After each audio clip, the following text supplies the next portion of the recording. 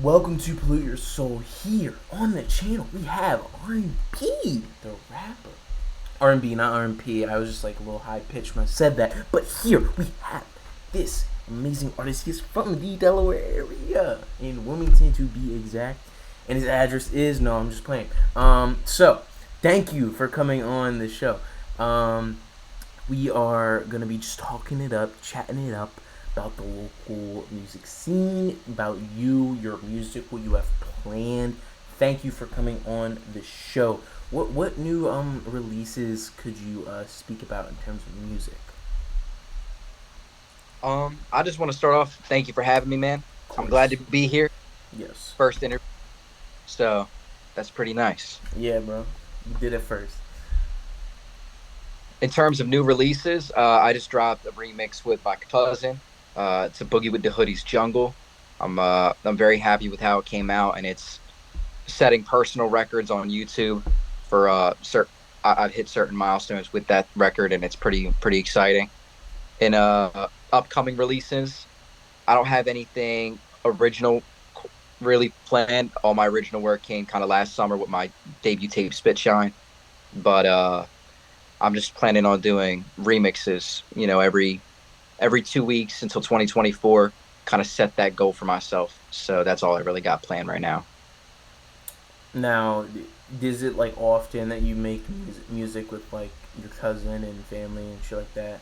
Would you say your family's pretty like artistic? Um, I wouldn't say we're artistic, but we keep busy. You know what I mean? Yeah. Uh, I mean, I've made music with my cousins for a long time. I mean, my dad co-wrote some of the songs on my debut tape. That's Like, awesome. yeah, it's pretty cool. He's got some bars in him. I got to get him behind the mic one day, though. So Yeah. we'll see. We'll see. I'm excited. That'd be funny to hear. Get him at the Yeah, show. You know what I mean?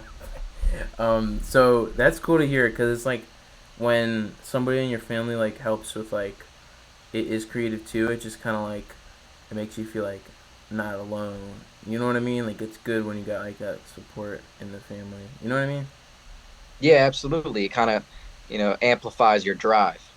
Hell yeah, exactly. Because it's like amplifies your drive and also like it's kind of like a what did I say? Like it's good to have a good like tribe around you type shit. That's what family's for. You know what I'm saying? A good. You know what I'm saying? But um, what were they? Was your like family what got you into making music in the first place, or was it yourself? Um, I mean, I definitely took inspiration from my family members. I mean, ever since I was like 15, 14, 16, like right around that age, I could remember telling all my friends, all I want to do is make hooks like my cousin. All I want to do is rap like my cousin. But that's not really where I got my start.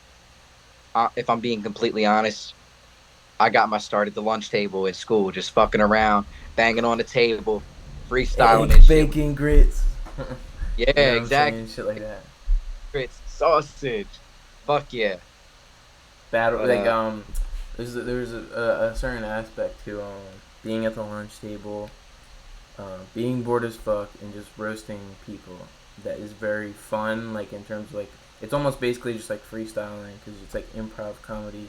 You know what I mean? Where it's like you just have to say like yo I look like a goober. Like you know what I mean? Like some shit like that. Like it's a very kind of like freestyling battle rap type of that's why it was like it's so much fun like battle rapping with people um because it just kind of reminds me of like yeah that's something like I haven't heard like in a while where it's like yeah that shit does kind of start at the lunch table for hmm real. yeah, you can't beat it. Yeah, it's like a free flowing kind of energy. Now on the topic of, like coming up with shit on the spot, are you better at like freestyling or writing when it comes to making your music? Definitely writing. Definitely writing. Is it Very, very. more just like fun, more like you like to plan shit out? You know what I mean? I'm just not a very good freestyler. I bullshit with people and I have a good time, and sometimes they're okay. But it's in terms of actual songs, maybe 5 songs of mine had portions that were freestyle and Yeah. like every written. It's very rare for me to go freestyle a song. Yeah, that's why like people they go on YouTube, they see like an artist like Juice World freestyles for an hour. I bet like I could bet like over more than half of the songs that Juice World freestyled were written beforehand or some shit. You know what I mean? Like in some way or another. It just depends. But sometimes there is people that like definitely know how to freestyle on the spot. Because it does say like Lil Snoop, I can definitely tell it like rest in peace. But sometimes it's like most of the time freestyles are definitely shit that's already kind of happening in your head. You know what I mean? But that's kind of just the part of the fun of it. Cause it's like, oh, I have this kind of hook in my mind. How do I incorporate this with some kind of new type of things? You know what I mean? That's kind of what it's. Would you agree with that? Yeah, absolutely. It's kind of freestyling is supposed to be off the cuff and kind of making those connections in your head. Yeah, it's definitely There's some, like as we were saying, like improv comedy. Like there has to be like a basis to like what you're like talk. I'm not a comedian or anything, but like I've been in a couple of acting classes, and it's just like there has to be like a situation in order for the improv to start. You know what I mean? yeah, And then that it would be like the song. So today we're gonna this song is gonna be about eggs, bacon, and grits. You know what I mean? Like it's like this the first type of thing. You know what I mean? Um, yeah. that's facts. So now the remixes like, what would you say your favorite artists to like remix like their songs are, and what kind of got you to start doing a lot of remixes? Um, in terms of artists I like to remix, I mean, there's not a particular one that I gravitate to. I kind of just, if the beat's cool, I write to it.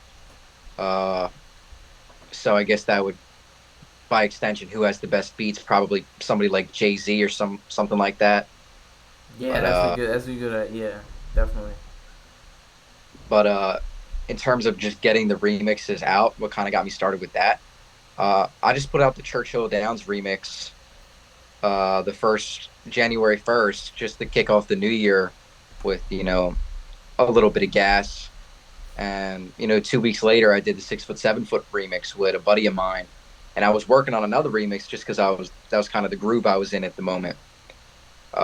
To Aquamarine, that's one of my favorite Black Thought songs, and I don't know, I just started seeing some growth on YouTube, and I was like, well, this is doing more for me than my debut tape was, so I'll just put out some remixes and then build some groundwork and drop some more original material later on.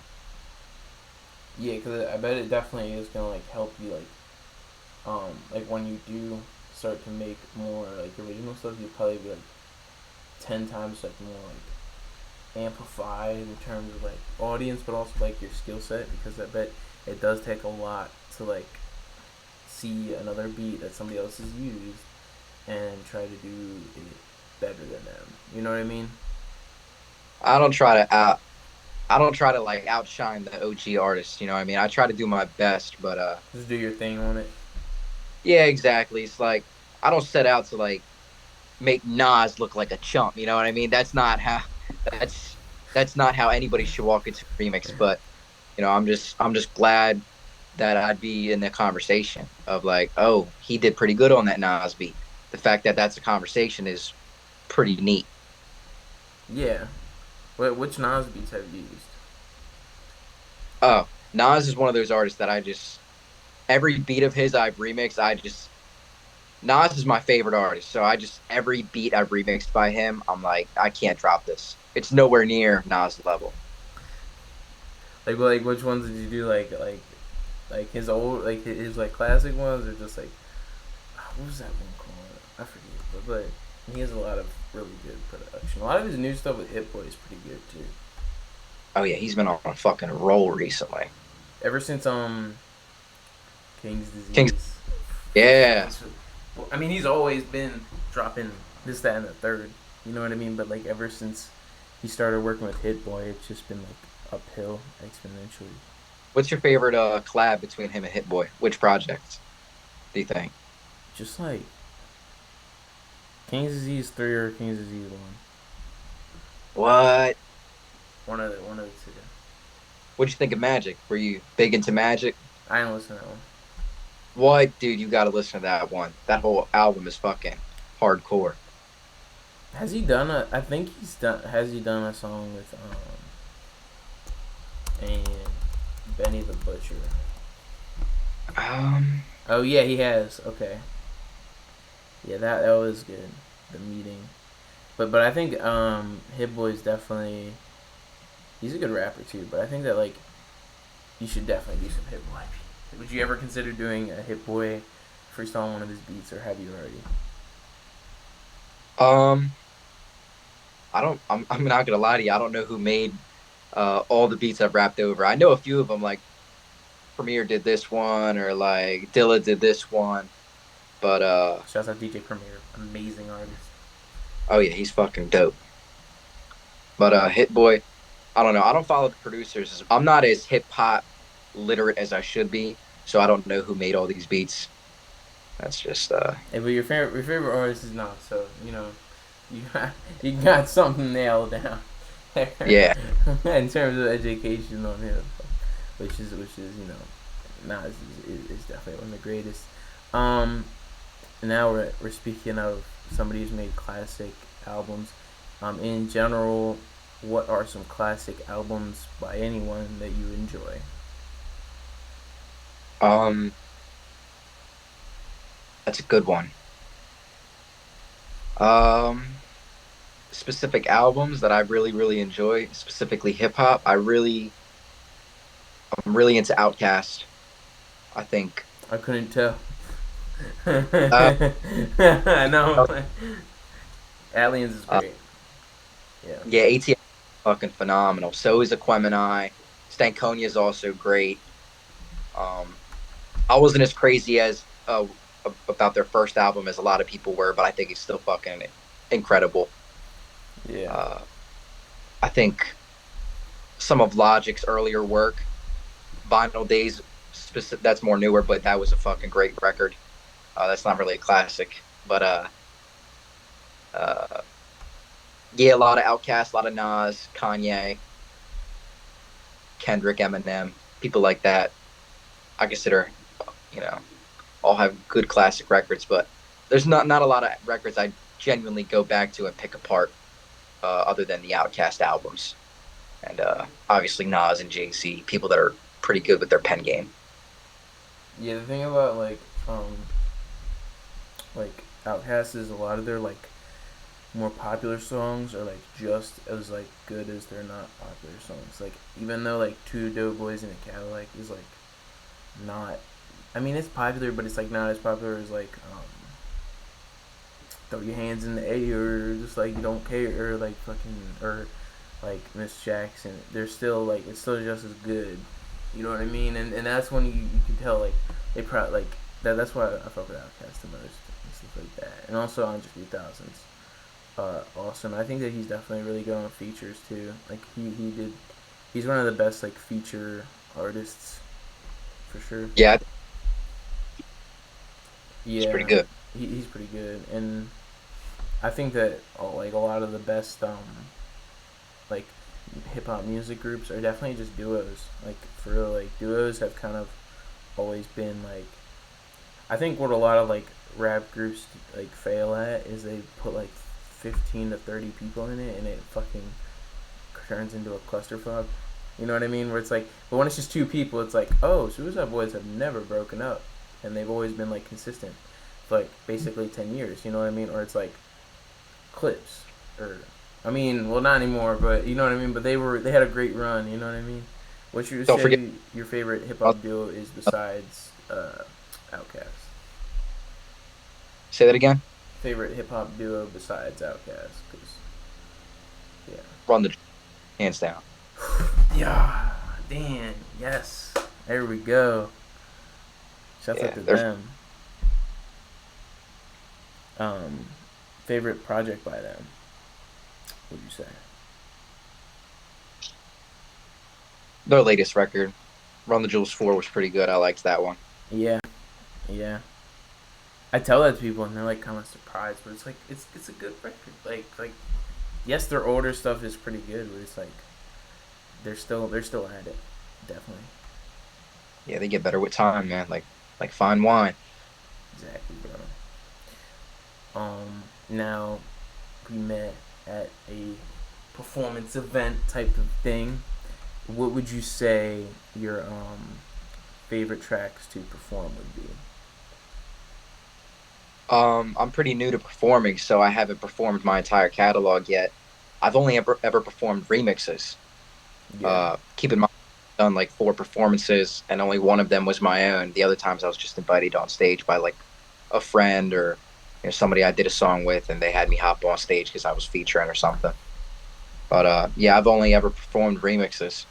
My favorite to perform is probably uh, keep in mind I've only performed like 6 or 7 songs, but I really liked doing the 6 foot 7 foot remix. That seemed to get a good reaction from the crowd, and it was always nothing but love when I got off stage, specifically with that song. That was always a an ace in the hole for a set. You know what I mean? Yeah. I think because like that song's like continuously like the beat everyone hears it, like oh shit 6 foot 7 foot like you know what I Yeah, mean. So I bet people will love that one. I think have you done the Churchill Downs one yet? I haven't performed that one now. What are you gonna well you're gonna be performing. This is gonna release after Saturday, but you will be performing at Slim's next you know show. It's a big event Mhm. type of thing. What would you say you're gonna perform there? I'm gonna do 2 more remixes. J. Cole's song "Apparently" I'm remixing, and Two Dope Boys in a Cadillac. I'm also rapping over that beat. Damn, I'm excited to hear that. Yeah. Like, oh, we were just talking about. Yeah, that's good to hear. There's some. I haven't heard that one J Cole one, but the Two Dope Boys Cadillac is definitely a classic. hmm Um, out of all the songs you've made, what have been the most emotional tracks to make? Most emotional track. Yeah, like a lot of like heart, soul went into it more than usual. Mm. Um, this was probably like 2017, 2018. But one of the first songs I dropped was a song called "Family," and that was pretty emotional writing that one. And the following song, "Dance," was released a couple months after that. Both original work, not remixes. And more recently, I recorded a remix to an old Far Side beat, and the concept around that song, the remix that I wrote, was pretty heavy handed. It got emotional writing that one too. Yeah, But Farside's definitely got some great songs. oh yeah, very underrated group. Did they do that one? That, let me think. So did they have a thing with Sublime or my? Yeah, they did. They did have a song with Sublime. That was Sublime. really good. It was called Summertime, but it was Doing Time remixed. Okay, yeah. So the song "Doing Time" by the Far Side was remixed by Sublime. That's cool. Yeah, so Far Side is definitely cool. They were in that the movie Mid '90s. Are you a fan of that? Have you seen that movie directed by I've not. Jonah Hill? It's got Souls of Mischief's in that. A lot of songs of them, a song or two, in that. What like old '90s rap groups would you say you're a fan of? Strictly groups and not duos. So, Um, Groups. yeah, Tribe Called Quest for yeah. sure. They're pretty good. Far Side's first album was pretty good. Um, and that's about it. I'm not the craziest Wu Tang fan. I thought their first album was great, but everything after that was just kind of okay. And Yeah, NWA great, but they only had one album together, really. So Yeah, it was basically like they had other stuff, but it wasn't like you can't beat straight that kind of thing. Just can't. And yeah, exactly.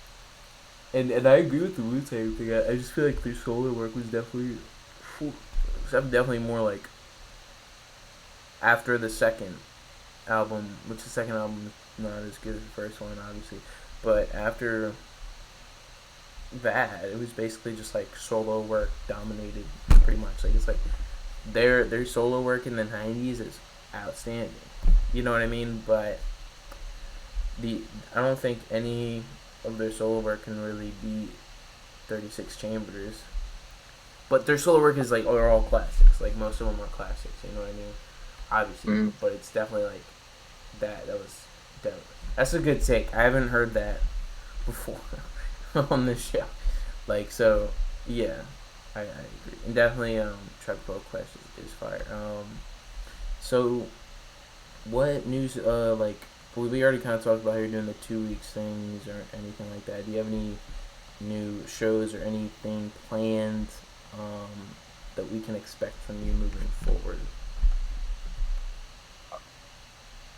Moving forward, just expect me to be at every one of Slim Dizzle's open mics and expect me to drop a new remix every 2 weeks until 2024. That's all that's set in stone right now. Everything else is kind of up in the air. Yeah. Well, thank you for coming on the show. Links in the description to check out your music and keep doing what you're doing, bro. For real. Thanks a lot. Hey, I appreciate that, man. I'm glad to be here. Yep. This was another episode of Pollute Your Motherfucking Soul. Yeah, I like the new name. That's what I'm doing. I like that shit. Pollute Your Soul. We just did another episode. Like, comment, share, subscribe. Links in the description to check out R&B the Rapper's music. And once again, thanks a lot.